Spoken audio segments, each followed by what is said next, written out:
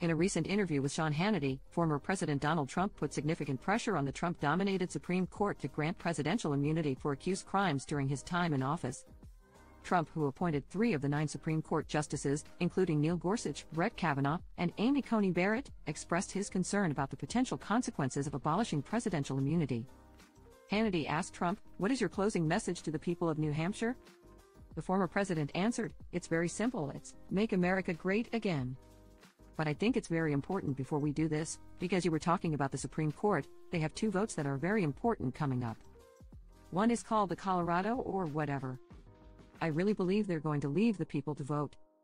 Again, you're the leading candidate in both parties, you're leading the Democrats by many, many points.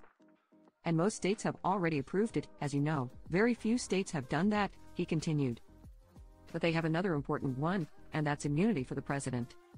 The President of the United States, and I'm not just talking about myself, any president has to have immunity because if you take immunity from the president, so important, you will have a president who won't be able to do anything.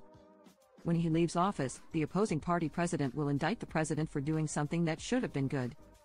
Trump's comments were shared on X, formerly known as Twitter, where he was heavily criticized for desperately begging for presidential immunity from the Supreme Court.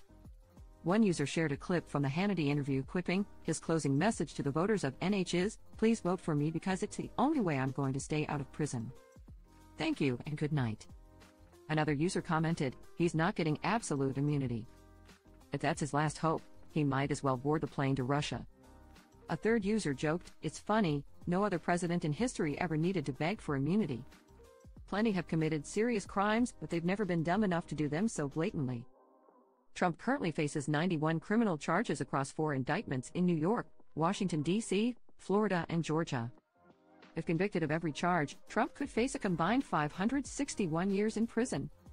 Trump's attorney has previously argued that a president could order the assassination of a political rival and avoid prosecution unless they were impeached and convicted first.